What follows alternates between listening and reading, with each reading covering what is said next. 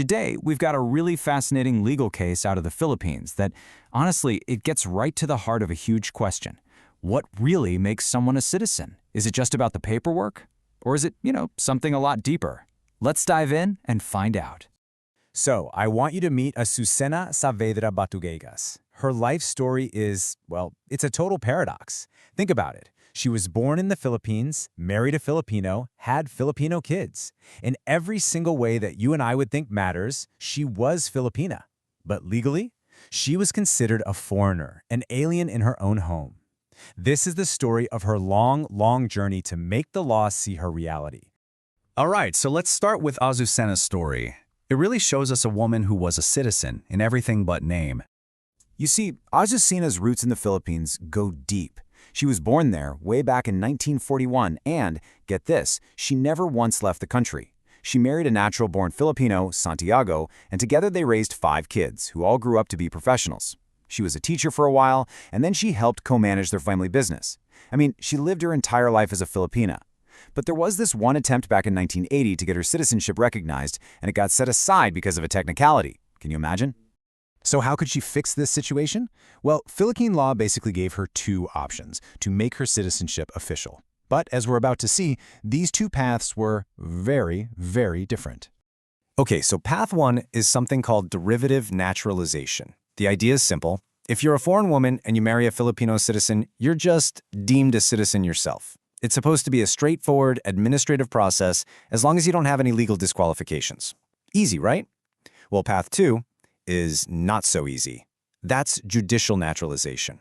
This is a full-blown court case where you have to file a petition and prove you meet this long list of qualifications. And one of those qualifications is going to be a major problem. And for Azucena, that first, simpler door, it was slammed shut. Her application was denied.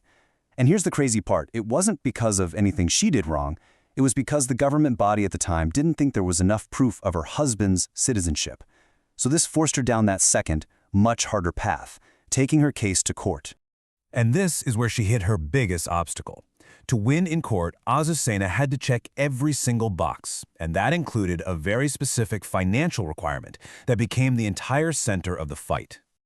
So the law said she had to prove she had a lucrative trade. What does that even mean? Well, basically, you need to have a steady job or profession that brings in enough money to support your family, with a good bit left over.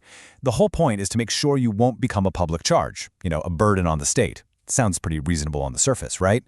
But the government had a very strict way of looking at it.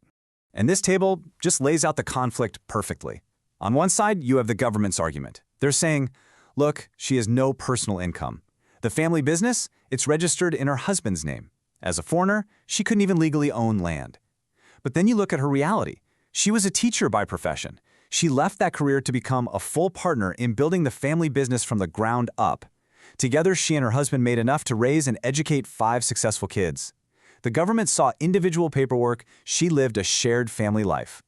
So this clash, this battle between a super rigid individual view of income and the actual reality of a family working as a unit, it went all the way to the Supreme Court. So let's see how they untangled this mess. The court kicked off its decision with this incredibly powerful statement. It totally reframed the whole thing.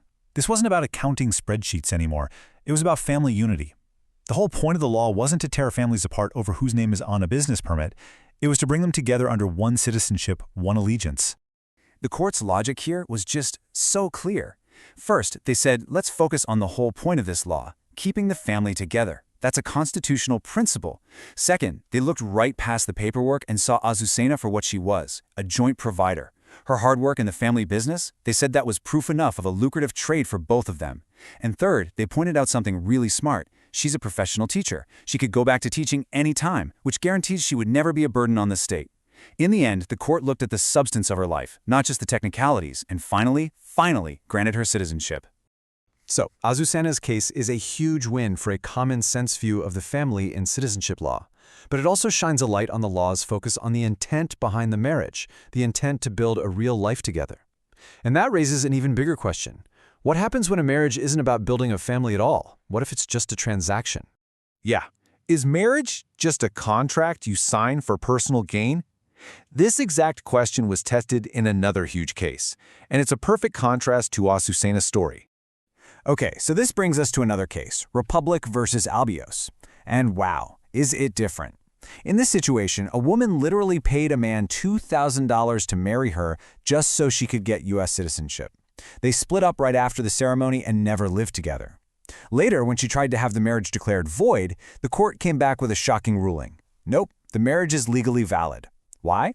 Because even though their motive was a transaction, both of them still consented to be legally bound by the marriage contract. And this really highlights a super important distinction in the law. On the one hand, a marriage contract is valid as long as both people consent, no matter why they're doing it. But on the other hand, the law sees marriage as this inviolable social institution. The state has a real interest in protecting the family unit. So while a case like Albios shows the technical contract is upheld, a case like Batuigas shows that the spirit of the law is really about protecting the value of a genuine, functioning family.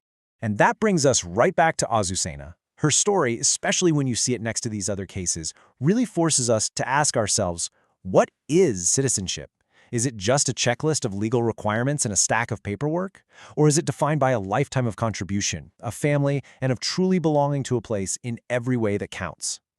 Azucena's case suggests that the law, when it's at its very best, knows the difference.